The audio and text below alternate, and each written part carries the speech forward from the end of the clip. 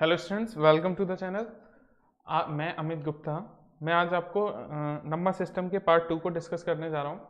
इससे पहले मैंने आपको बताया था कि नंबर सिस्टम में कि नंबर्स का क्या यूज़ होता है, क्या क्या नंबर किस किस तरीके से वर्क करते हैं, ठीक है। कितने नंबर्स होते हैं, नेचुरल नंबर क्या होता है, होल नंबर क्या होता है, इंटीजर्स क्या होते हैं, ये सब कुछ मैंने आपको बताया है। रेशनल नंबर वगैरह क्या होते हैं, तो ये आप जा करके इससे पहली वाली वीडियो में देख सकते हैं। तो मैं 11th एंट्रेंस के नंबर सिस्टम के पार्ट 2 को डिस्कस करने जा रहा हूँ आपके साथ, ठीक है। तो इसको ज़रा ध्यान से देखिए। इसमें मैं आपके साथ थोड़ी सी आइडेंटिटीज़ बताऊंगा और उसके साथ क्वेश्चंस को अप्लाई कैसे करना है नंबर सिस्टम के, किस तरीके के क्वेश्चंस आपका एग्जामिनर पूछता है, वो सारे के सारे हम आज डिस्कस करेंगे, ठीक है। तो स्टार्ट करते हैं। देखो, मैंने आपको जो बताया है इस सीट में यहाँ तक बता रखा है, ठीक है। अब आगे जो डिस्कस करेंगे वो करेंगे लॉ ऑफ एक्सपोनेंट्स, ठीक है। इसमें आपको दे रखा है, जैसे फर्स्ट वैल्यू जो दे रखा है, अगर कोई भी दो वैल्यूज़ हैं उनके क्या है, बेस सेम है। जैसे यहाँ पे a और a ये सेम है और इसके ऊपर क्या लगा है, पावर m यहाँ पे लगा हुआ है, n यहाँ पे लगा हुआ है, ठीक है। तो अगर बेस सेम है और पावर डिफरेंट डिफरेंट है तो अगर आप उनको ऐड करेंगे तो वो क्या बनेगा, उनकी पावर्स ऐड हो जाती हैं, ठीक है। नेक्स्ट पॉइंट, अगर आपके बेस सेम हैं और पावर डिफरेंट डिफरेंट है और उनको तब आप डिवाइड करेंगे तो पावर्स क्या हो जाती हैं, सब्सट्रैक्ट हो जाती हैं। पहली बात कि अगर बेस सेम है, जैसे x to the power a into y to the power b, अगर मल्टीप्लाई करेंगे, यहाँ पे बेस डिफरेंट है, जैसे सेम बेस के लेते हैं दो वैल्यूज। मैंने बोला x to the power a and x to the power b, base same है x x, तब क्या होगा, पावर्स क्या हो जाएंगी, यहाँ पे ऐड हो जाएंगी। और अगर यही मैं क्या करता, x to the power a इसको डिवाइड करता x to the power b से, तो यहाँ पे क्या हो जाती, बेस सेम होने पर पावर्स क्या हो जाएंगी, माइनस हो जाएंगी, सब्सट्रैक्ट हो जाएंगी, ठीक है। इस बात को याद रखना। तो यही आपका क्या है, इस वाले क्वेश्चन में पॉइंट में दे रखा है, फर्स्ट पॉइंट में। नेक्स्ट पॉइंट आपको दे रखा है, इनको जरा देख लेना। नेक्स्ट पॉइंट है कि अगर आपको कोई भी वैल्यू दे रखा है, उसके ऊपर डबल पावर है, तो ये क्या हो जाएंगे, आपस में मल्टीपल हो जाएंगे और ये क्या बन जाएगा, ये यानी कि x to the power a गिवन है, इसके भी होल पावर b है, तो आप यहाँ पे क्या करेंगे, x to the power a इंटू बी कर देंगे, इन दोनों पावर का क्या कर देंगे, मल्टीप्लाई कर देंगे। नेक्स्ट पॉइंट, अगर आपको दे रखा है दो डिफरेंट बेस हैं, उनकी पावर सेम है, जैसे आपको दे रखा है x into y to the power b, तो आप इसको दोनों के ऊपर पावर लगा के लिख सकते हैं, x into y to the power b। अच्छा, इसको ऐसे भी समझ सकते हैं कि अगर आपके बेस डिफरेंट हैं, बेस क्या है, डिफरेंट है, x है और y है, इनके पावर्स क्या है, वो सेम है, पावर्स क्या है, सेम है। जब आप इनका प्रोडक्ट करने जाएंगे तो ये बेस का क्या हो जाएगा, आपस में मल्टीप्लाई, और ये सेम सिंगल पावर में वर्क करने लग जाएगा, ठीक है। नेक्स्ट पॉइंट पे देखते हैं। नेक्स्ट पॉइंट में आपको दे रखा है कि a to the power upon a upon b to the power, a upon b to the power क्या दे रखा है आपको, n दे रखा है, a upon b to the power n दे रखा है। तो ये क्या हो जाएंगे, ये भी सेपरेट पावर में हो जाएंगी, ये मल्टीपल में तो मल्टीपल में हो जाएंगे, ये डिवाइड में है तो ये क्या हो जाएंगे, डिवाइड में हो जाएंगे। नेक्स्ट, अगर कोई भी वेरिएंट दे रखा है, उसके ऊपर कुछ भी पावर जीरो है, मतलब कोई भी वैल्यू है उसके ऊपर पावर अगर जीरो है तो उसकी वैल्यू क्या होती है, 1 होती है, ठीक है। तो ये भी एक बेसिक टर्म है, इसको भी थोड़ा फोकस कर लेना। तो ये टर्म्स मैंने आपको बता दिए। नेक्स्ट आगे बढ़ते हैं। इसके बाद आपको बोल रखा है लॉ ऑफ रेडिकल्स, ठीक है। ये एक्सपोनेंट्स के लॉ थे, ये रेडिकल्स के लॉ की बात करते हैं। If a is a irrational number then a to the power is not a surd, ठीक है। अब ये जो रूट n दे रखा है ये सर्ड नहीं हो सकता अगर a इरेशनल नंबर है तब, और अगर a आपका रेशनल नंबर है तब आप इसके रूट जो भी है n रूट लगाएंगे तो वो क्या हो जाएगा, सर्ड बोला जाएगा। नेक्स्ट, सर्ड की भी प्रोबेबिलिटी जो भी रहती है वो भी इसी के हिसाब से वर्क करती है, जो भी मैंने आपको पावर वाला बताया था, क्योंकि ये भी एक्चुअल में है क्या है, अगर x टू दी अगर मेरे को दे रखा है n रूट x, तो ये इक्वल हो जाएगा किसके, 1 अपॉन n के इक्वल ये होता है, ठीक है। अगर आप इसको, अगर आपको दे रखा है x n रूट x, अगर आप इसे ओपन करेंगे तो x टू दी पावर कितना हो जाएगा, 1 अपॉन n हो जाएगा, ठीक है। तो इसलिए ये भी क्या करता है, एक पावर का ही काम करता है, लेकिन बस इसके रिप्रेजेंट करने का थोड़ा पैटर्न डिफरेंट है, तो इसको जरा फोकस कर लेना, ठीक है। नेक्स्ट पॉइंट पे दे रखा है। अब देखो, जो मैंने अभी आपको थोड़ी देर पहले बताया था कि अगर कोई भी वैल्यू दे रखा है, कोई भी क्या दे रखा है, वैल्यू दे रखा है, उसके ऊपर पावर था ये वाला जो बताया, इन दोनों की पावर का क्या हो जाता है, मल्टीप्लाई हो जाता है। ऐसे ही यहाँ भी क्या हो जाएगा, ये पावर चेंज भी हो सकती है। ये वाला अगर आपको ये दे रखा है तो आपने क्या करेंगे, ये जो ऐसे मैं इसको थोड़ा एक्सप्रेस करके बताता हूँ। जैसे ये देखो, आपको दे रखा है n रूट एक्स और इसके ऊपर पावर दे रखा है m। अगर मैं इसको थोड़ा ओपन करूं तो ये क्या हो जाएगा, x to the power 1/n to the power m, ऐसे हो जाएगा। और जब आप अभी मैंने आपको बताया था थोड़ी देर पहले इस वाले पैटर्न पे कि इन दोनों पावर्स का क्या हो जाता है, मल्टीप्लाई, तो इनका मैं क्या कर दूं, मल्टीप्लाई। तो ये x to the power 1/n into m हो जाएगा। अगर ये ऐसे लिखा होता x to the power m to the power ये n रूट, तो अगर मैं इसको एक्सप्रेस करता x to the power m to the power 1/n हो जाता। अब भी क्या हो जाएगा, अब भी मल्टीप्लाई हो जाएगा, तो आने क्या वाला है x to the power m into 1/n। तो आपका यहाँ से ये समझ में आया कि अगर चाहे तो ये लिखा हो इस टाइप से, चाहे लिखा हो इस टाइप से, चाहे ये लिखा हो चाहे ये, लेकिन m का मल्टीप्लाई हो तो 1/n के साथ रहा है। जब इन वैल्यू के मल्टीप्लाई हो रहे हैं तो आप इस तरीके से भी m को बाहर पावर लगा के भी लिख सकते हैं और m का x के ऊपर पावर लगा के भी लिख सकते हैं, क्योंकि दोनों के सेंस क्या आते हैं, सेम आते हैं, क्योंकि होना क्या है, दोनों पावर्स का आपस में मल्टीप्लाई ही होना होता है। तो इसलिए फर्स्ट वाले पॉइंट में क्या था, ये तो ये पॉइंट क्या होता है आपका, क्लियर होता है यहाँ से, ये दोनों आपस में इक्वल होंगे। क्यों इक्वल होंगे, क्योंकि इन पावर्स का n और m का आपस में हो जाता है क्या है, लास्ट में मल्टीप्लाई ही हो जाता है, चाहे आप उसको किस तरीके से भी ओपन कर लो। ठीक है, नेक्स्ट इधर आए तो वही है, ये बता रखा है a to the power 0 to the power ये 1 ही होता है। और यहाँ पे क्या है, अगर आपको डबल इसके रूट लगा रखा है तो उन दोनों को आप मल्टीप्लाई करके भी लिख सकते हैं। और जैसे अगर आपको दे रखा है a to the power n ये वाला और ये m, तो आप इनको इंटरचेंज करके भी लिख सकते हैं, यहाँ m और यहाँ n भी आ सकता है, इन दोनों से कोई इफेक्ट नहीं पड़ेगा। और आप सीधा सीधा भी क्या कर सकते हैं, a m इंटू n भी कर सकते हो। क्यों, क्योंकि अगर आप इनको ओपन करने जाएंगे तो होने का वाला है, आपस में मल्टीप्लाई हो जाता है इनका। ये मैंने अभी अभी आपको बताया है, एक बार मैं करके दिखा देता हूँ तुम्हें। देखो a टू दी पावर ये nm, अगर मैं इसको ओपन करूंगा तो ये क्या बनेगा 1/n और ये भी क्या बनेगा 1/m, और आपस में इन दोनों का क्या हो जाएगा, मल्टीप्लाई हो जाएगा। तो a to the power 1/n into m भी हो सकता है। ठीक है, जिसको आप इसके रूट के साथ क्यूब रूट के साथ में प्रेजेंट कर सकते हैं इस बात को भी। तो नेक्स्ट अब आते हैं क्वेश्चन नंबर 1 पे। देखो इन सारे क्वेश्चंस को करने से पहले आपको वीडियो नंबर 1 तो देखना पड़ेगा, बिकॉज तभी आपके ये सारे पॉइंट क्लियर होंगे कि इसमें होने क्या वाला है। तो उसमें मैंने आपको सारा कुछ बता रखा है, इंटीजर्स क्या था और ये सब कुछ क्या था जो कि इन क्वेश्चंस में पूछा है आपके साथ। तो क्वेश्चन नंबर 1 में आपसे बोल रखा है which of the following statement is और आर फॉल्स, मतलब कौन सा इसमें स्टेटमेंट जो है वो आपका क्या है, गलत स्टेटमेंट है, ये आपसे बोल रखा है। तो देखो इसमें फर्स्ट में बोल रखा है every rational number is an integer, आपसे बोला है every rational number is an integer. तो मैंने कल आपको बताया था रेशनल नंबर्स क्या होते हैं और इंटीजर्स क्या होते हैं। इंटीजर्स क्या होते हैं, इंटीजर्स होते हैं आपके जिनमें नेगेटिव वैल्यूज भी आती हैं, पॉजिटिव वैल्यूज भी आती हैं और क्या जीरो भी आता है। ये सारे के सारे वैल्यूज क्या होती हैं, ये आपके इंटीजर्स बोली जाती हैं। और रेशनल नंबर क्या होते हैं, रेशनल नंबर्स वो होते हैं जिनको आप p/q के फॉर्म में लिख सकें, बस q इक्वल्स टू क्या हो, जीरो नहीं हो, q does not equals to zero होना चाहिए। तो ये बोल रहा है every rational number is an integer, क्या एवरी रेशनल नंबर p/q के फॉर्म में लिखे जाने वाली हर वैल्यू क्या इंटीजर्स हो सकती है, तो नहीं हो सकता ऐसा।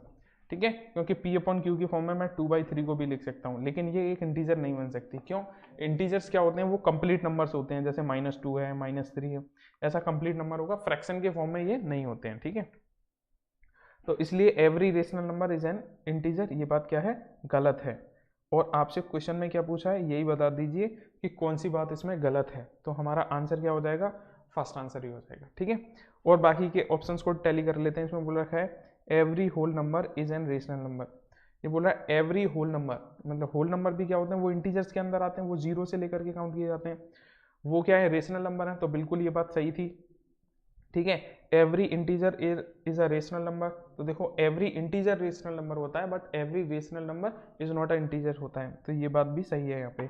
तो गलत बात क्या है यहाँ पे, ये फर्स्ट ऑप्शन गलत है, लेकिन आंसर के अकॉर्डिंग क्या हो जाएगा, ये सही हो जाएगा क्योंकि आपसे फॉल्स ही पूछा रखा है इस क्वेश्चन में। नेक्स्ट क्वेश्चन पढ़ते हैं। इस क्वेश्चन में बोल रहा है which of the following statement is और आर ट्रू। अब इसमें पूछा था आपका फॉल्स कौन सा है और अब पूछा जा रहा है आपसे ट्रू कौन सा है, तो आपको ट्रू बात ही बताना है इसमें। तो फर्स्ट ऑप्शन है आपका every natural number is a whole number. आपसे बोल रखा है every natural number is a whole number. तो देखो नेचुरल नंबर क्या होते हैं, 1 2 3 4 ये सब कुछ होते हैं, और होल नंबर क्या होते हैं, जिनको जीरो से काउंट किया जाता है। तो every natural number is a whole number, बिल्कुल सही बात है। सारे के सारे नेचुरल नंबर होते हैं वो आते तो होल नंबर में ही है, ये बात ठीक है।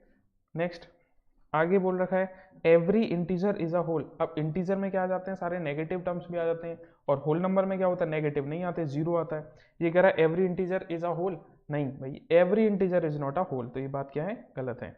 नेक्स्ट में बोल रहा है every rational number is a whole number. Every rational number is a whole number बिल्कुल क्लियर नहीं है, अभी भी यही बोला था every rational number is not integer. जब वो इंटीजर नहीं हो सकता तो होल नंबर तो वैसे ही नहीं हो सकता, तो ये भी क्या है आपका गलत है। तो हम किसके साथ जाएंगे, ओनली फर्स्ट ऑप्शन के साथ जाएंगे, every natural number is a whole number, ये बात क्या है आपका सही है। नेक्स्ट पॉइंट पे आते हैं। क्वेश्चन नंबर 2 में आपसे बोल रखा है एक्सप्रेस 0.23, यहाँ पे जो बार है वो ओनली 35 पर बार है, in the form of P upon Q where P and Q are integer and Q does not equals to 0। आपको ये वैल्यू एक्सप्रेस करके बतानी है कि ये क्या होगा, तो मैं इसको सॉल्व करके आपको दिखाता हूँ। देखो आपको क्वेश्चन में दे रखा है 0.235, जो बार है वो 35 पर है ओनली। तो बार का मतलब क्या होता है, बार बार रिपीट होना, ये मैंने आपको बताया था रिकरिंग नंबर्स, ठीक है। तो अब इसको ज़रा बताता हूँ। तो जब आप इसको सॉल्व करने जाएंगे तो इस वैल्यू को मैंने कंसीडर कर लिया, x इक्वल्स टू कंसीडर कर लिया कि ये जो वैल्यू है ये इक्वल है किसके, x के। जब इस एक्सप्रेशन को मैं ओपन करूँगा तो x इक्वल्स टू कितना आ जाएगा, 0.2353535, और ये कहाँ तक जाएगा, ये टिल इन्फिनिटी तक जाएगा, ठीक है। तो अब मैं इस वैल्यू में क्या करता हूँ, इसको इक्वेशन नंबर 1 एज्यूम कर लेता हूँ। इक्वेशन नंबर 1 एज्यूम करने के बाद इस वैल्यू को मैं मल्टीप्लाई कर देता हूँ किससे, 10 से। 10 से मल्टीप्लाई इसलिए किया है ताकि ये 2 जो है ये सेपरेट हो जाए। 2 को सेपरेट करेंगे तो ये हो जाएगा कितना, 10x इक्वल्स टू 2 को सेपरेट करेंगे 2.353535, ये इस तरीके से सीरीज आपका टिल इन्फिनिटी तक आ गया, और ये क्या बन गया आपका, इक्वेशन नंबर 2 बन गया। अब मैंने इस वैल्यू को क्या किया, अगेन 100 से मल्टीप्लाई कर देते हैं। इस वैल्यू को मैंने क्या किया, अगेन मल्टीप्लाई कर दिया किससे, 100 से मल्टीप्लाई कर दिया। अब 100 से मल्टीप्लाई क्यों किया है, 100 से इसलिए मल्टीप्लाई किया है क्योंकि ये 35 रिपीट हो रहा है ना, इसको मैं सेपरेट कर सकूं। तो 100 से मल्टीप्लाई करूंगा, ये कितना हो जाएगा, 1000x इक्वल्स टू 235.353535। अच्छा देखो ये टिल इन्फिनिटी तक है, इन्फिनिटी तक है, तो ये 35 कितने भी हो सकते हैं, इनकी कोई लिमिट नहीं है। अगर मैं इनमें से एक 35 कॉमन भी ले लूँ तब भी इस पर कोई ज़्यादा इफेक्ट नहीं पड़ने वाला, क्यों, क्योंकि ये सारी वैल्यूज़ क्या हैं, टिल इन्फिनिटी तक हैं। तो अब मैंने देखा यहाँ पे ये होने के बाद,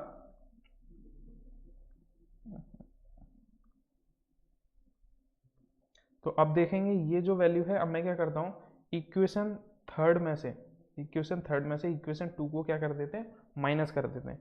तो इस 1000x में से 10x को माइनस करेंगे तो यहाँ क्या बचेगा, 990x, ठीक है।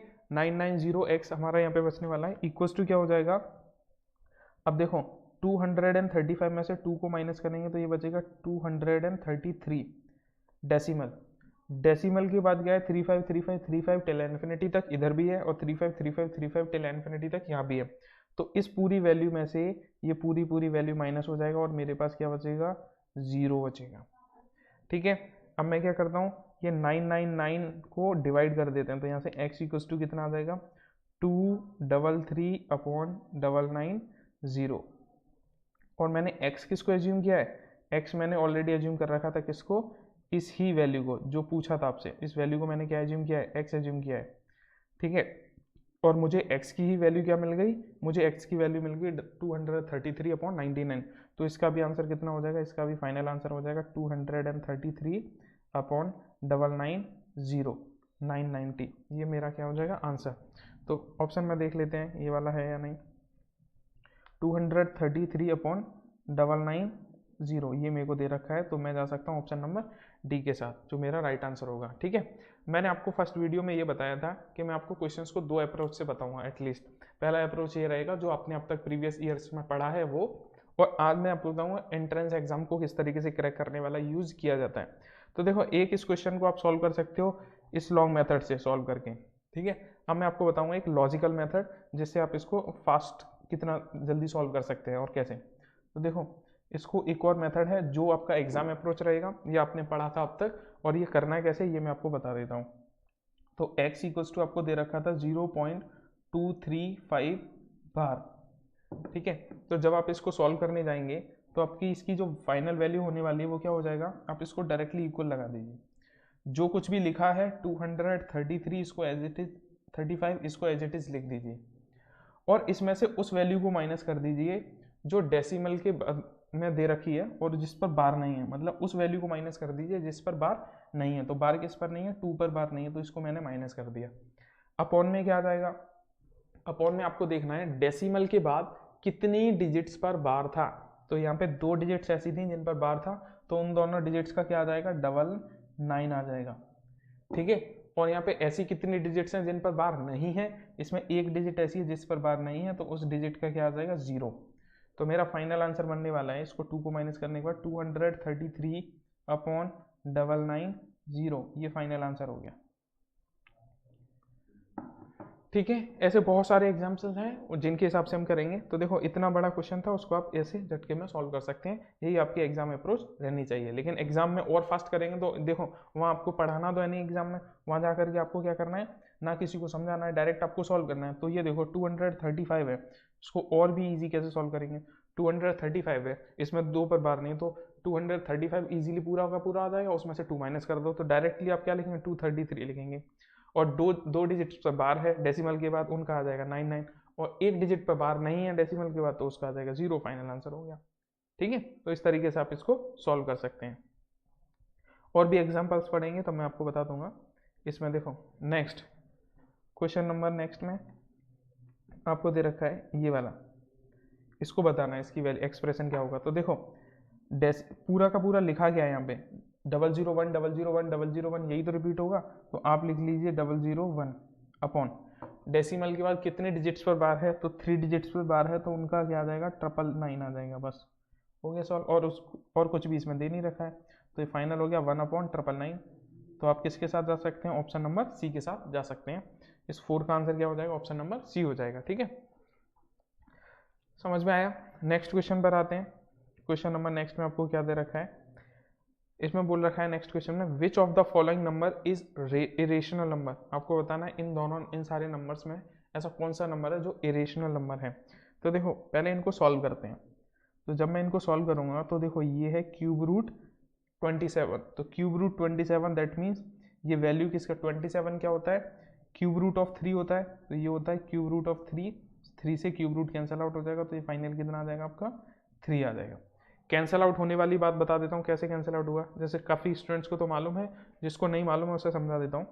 तो आपको दे रखा था क्यूब रूट 27 गिवन था, तो इसमें मैंने क्या किया, क्यूब रूट को देखो, मैंने आपको बता रखा था कि क्यूब में जो कुछ भी वैल्यू दे रखा है उसको क्या लिख सकते हैं, 1/3 करके लिख सकते हैं। ठीक है, तो ये आ गया क्यूब रूट का 1/3, और 27 जो है वो होता है 3 होता है। तो आप क्या कर रही इन दोनों पावर्स को क्या कर दीजिए, मल्टीप्लाई कर दीजिए, ये मैंने आपको बताया था। तो 3 हो जाएगा 3 × 1/3। अब ये मल्टीप्लाई करोगे तो कैंसिल आउट हो जाएगा, फाइनली कितना आ जाएगा, 3। ये आपका क्या हो गया, आंसर हो गया। समझ में आया। तो इस वजह से आपका इस यहाँ पे वैल्यू क्या आता है, इसका क्यूब रूट 27 का 3 वैल्यू आता है। ठीक है, नेक्स्ट आपको दे रखा है 196 जो होता है उसके रूट किसका होता है, 14 का, मतलब 14 इसके इक्वल्स टू होता है 197, तो इसकी फाइनल वैल्यू कितनी आ गई, 14 आ गई। और 576 क्यूब रूट किसका होता है, 24 का, तो इसकी फाइनल वैल्यू कितनी आ गई, 24 आ गई। ठीक है, तो मुझे बी ऑप्शन में मिल गया क्या 3, सी ऑप्शन में मिल गया कितना 14 और डी ऑप्शन में मिल गया 24। लेकिन 45 को मैं सॉल्व नहीं कर पाऊंगा क्लियरली, क्योंकि ये होता है 45 जो होता है 5 × 9 होता है। इस 9 को तो मैं बाहर निकाल लूँगा, वो बन जाएगा 3√5, लेकिन 5 को मैं एग्जैक्टली बाहर नहीं निकाल सकता। तो मेरे पास ये 3 वैल्यूज आ गई। अब देखो ये जो 3 होता है ये क्या होता है आपका इंटीजर भी है, होल नंबर भी है, नेचुरल नंबर भी है। 14 भी क्या है आपका इंटीजर है, 24 भी क्या है आपका इंटीजर है। बट 45 क्या है, ये कुछ भी नहीं है। तो इसमें पूछ रहा है इरेशनल नंबर क्या है। तो जितने भी इंटीजर्स होते हैं वो सब क्या होते हैं, इरेशनल नंबर होते हैं। तो ये 45 ही आपका क्या हो गया, इरेशनल नंबर हो गया। तो आप इसके साथ जा सकते हैं और ये आपका आंसर नंबर ए हो गया, जो कि एक इरेशनल नंबर है। ठीक है, नेक्स्ट क्वेश्चन में आपको दे रखा है कि डिवाइडेड 15√12 बाय 3√3। आपको क्या करना है, इस वैल्यू से इस वैल्यू को डिवाइड करना है। तो डिवाइड करते हैं भाई। देखो डिवाइड करेंगे तो आपको दे रखा है 15√12 अपॉन 3√3। ठीक है, 3 से 15 को डिवाइड करेंगे, कितने टाइम डिवाइड हो जाएगा, 5 टाइम। अब देखो ये दोनों क्या हो जाएंगे, एक ही रूट में आ जाएंगे, 12/3। 3 से कितने टाइम हो जाएगा, 4 टाइम। तो मेरे पास कितना आ गया 5√4। और √4 को रूट में से बाहर निकालेंगे तो ये हो जाएगा 5 × 2 मीन्स 5 2 जा कितना हो जाएगा 10। तो फाइनल जब मैं इस वैल्यू को सॉल्व करता हूँ, इसको जब इससे डिवाइड करता हूँ तो मेरे पास आंसर क्या आ जाता है 10। तो आंसर नंबर क्या हो जाएगा, ऑप्शन नंबर ए। ठीक है, ये समझ में आया। नेक्स्ट क्वेश्चन पे जाते हैं, इसको इरेज कर देता हूँ पूरे। ये समझ में आया। तो ये हो गया आपका क्वेश्चन नंबर 6 का आंसर 9। तो 7 नंबर क्वेश्चन आपसे पूछ रहा है कि इफ x² + 1/x² की वैल्यू बताओ, find the value of x² + 1/x² when x is equal to what 4 + √15। अब देखो इस क्वेश्चन में आपके क्या है 2 से 3 बातें हैं जिनको मैं क्लियर करके समझाता हूँ आपको। पहले देखो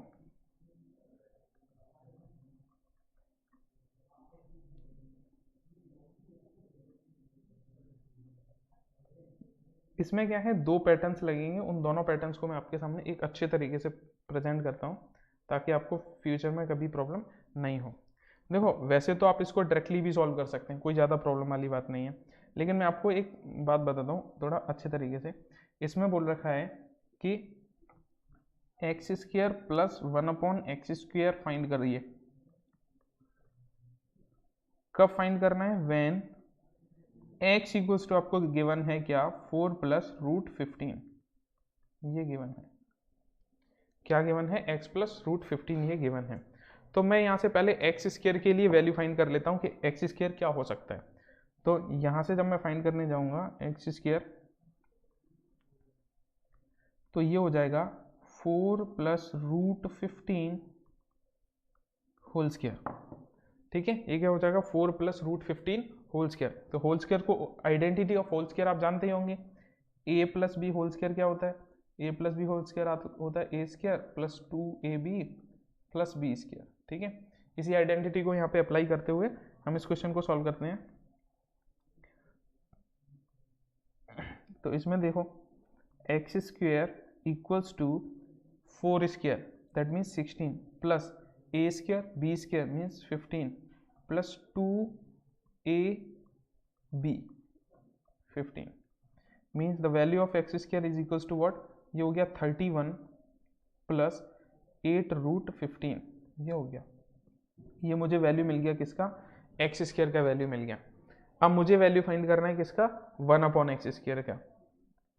now I have to find the value of 1/x²। तो 1/x² को फाइंड करने जाएंगे तो देखो ये हो जाएगा 1/, सेम वैल्यू यही आने वाला है, x² की वैल्यू तो मैंने फाइंड कर ली है 31 प्लस 8√15 ये आ गया। ठीक है, अब आपको क्या करना है, इसका कॉन्जुगेट करना है। तो कॉन्जुगेट करेंगे तो ये कितना हो जाएगा 31 माइनस 8√15 से मल्टीप्लाई अपॉन 31 माइनस 8√15 से क्या करना पड़ेगा, डिवाइड।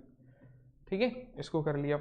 डिवाइड करने के बाद अब देखो इसमें क्या करना है, ये हो जाएगा 31 माइनस 8√15 हो गया ये अपॉन ये क्या हो गया 31 होल स्क्वायर -8√15 होल स्क्वायर ये हो गया। ठीक है, अब आपको पता करना है कि 31 होल स्क्वायर कितना होता है। तो देखो 31 इंटू 31, ये 31 आ गया एग्जैक्ट, ये हो गया 39961। ठीक है, तो ये हो गया आपका 31 माइनस 8√15 अपॉन 961 माइनस 8 जा 64 इंटू ये 15 ही एग्जैक्ट आ जाएगा। ठीक है, आपको क्या करना है, ये आ जाएगा 15 एग्जैक्ट। तो 64 इंटू 15 कर लीजिए। तो देखो 64 इंटू 15 हो जाएगा 15, 60 कैरी 6 और ये 90 960। तो ये आ जाएगा 31 माइनस 8√15 अपॉन 961 माइनस 960 तो इक्वल्स टू फाइनल वैल्यू आने वाला है 31 माइनस 8√15 अपॉन 1, यानी कि 1 अपॉन एक्स स्क्वायर फाइनली आ जाएगा 31 माइनस 8√15। ये वैल्यू आ गया किसका, 1 अपॉन एक्स स्क्वायर के लिए वैल्यू आ गया। अब इन दोनों को ऐड कर लेते हैं, एक तो मुझे एक्स स्क्वायर के लिए वैल्यू मिल गया, एक 1 अपॉन एक्स स्क्वायर के लिए वैल्यू मिल गया, ये दो वैल्यूज आ गए। अब इन दोनों को क्या कर लेते हैं, ऐड कर लेते हैं। तो आपसे पूछा था x square plus 1 upon x square equals to क्या होगा। तो एक्स स्क्वायर के लिए वैल्यू है 31 plus 8√15 plus 1 upon x square की वैल्यू है 31 माइनस 8√15, ये वैल्यू है। ठीक है, इसको कैंसिल आउट कर देते हैं, ये इससे कैंसिल आउट हो जाएगा। इसके बाद 31 प्लस 31 यानी कि 62 आ जाएगा। ये आपका फाइनल आंसर हो गया। ये जो एक क्वेश्चन को सॉल्व करने की अप्रोच थी, ये आपकी अप्रोच कौन सी थी, एकेडमिक वाली। तो इसके हिसाब से देखते हैं तो आपका आंसर क्या हो जाएगा, 62 हो जाएगा। ठीक है, ये आपका आंसर क्या हो जाएगा, 62 हो जाएगा। अब इसमें मैं आपको एक बात बताता हूँ कि कभी भी आपको ये वैल्यूज दे रखी हों ऐसी, इसमें जो भी कॉम्प्लिकेटेड फॉर्म था, देखो एक्स स्क्वायर इक्वल्स टू तो इजीली मैंने फाइंड कर ही लिया, कोई दिक्कत नहीं है। लेकिन इसमें जो टाइम टेकिंग था वो क्या था, 1 upon x square equals to time taking था। तो इसको फाइंड करने का एक और मैं मेथड बता देता हूँ आपको, और आप इसको कैसे कर सकते हैं। जैसे आपको 1 अपॉन एक्स स्क्वायर की वैल्यू फाइंड करना था, दैट मीन्स 1 अपॉन 31 प्लस 8√15 की वैल्यू फाइंड करना था। तो आप क्या करिए, जो कुछ भी दे रखा है उसको एज इट इज ऊपर ले जाइए, एज इट इज 31 माइनस 8√15 31, ये एज इट इज कर दीजिए। जो कुछ भी लिखा है वो एज इट इज आप यहाँ पे लिख दीजिए। उसके बाद आपको देखना है इन दोनों वैल्यूज का डिफरेंस। तो इनका डिफरेंस आ रहा था 1, जो यहाँ पे मैंने सॉल्व किया था होल स्क्वायर करने के बाद। तो जो कुछ भी लिखा होता है उसको डायरेक्टली आप ऊपर ले जाके लिख सकते हैं। तो फाइनल अगर वैल्यू निकालते हैं यहाँ से x square plus 1 upon x square की, तो आपको 31 प्लस 8√15 तो मालूम ही था, माइनस कर दीजिए 31 माइनस 8√15 के साथ।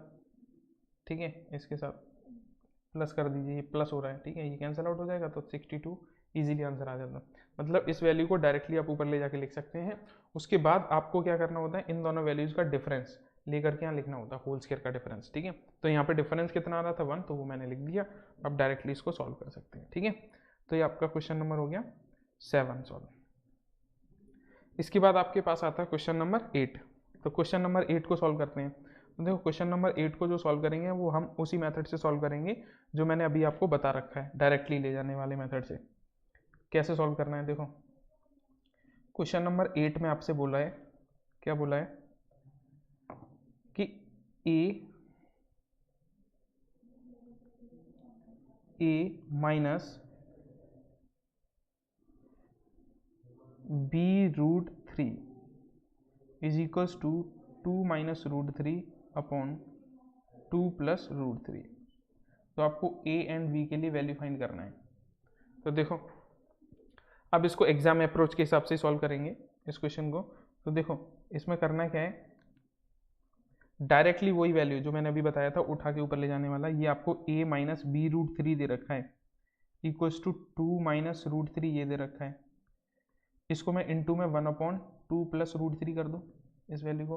अब मुझे जो चेंज करना है बस इस वैल्यू को चेंज करना है।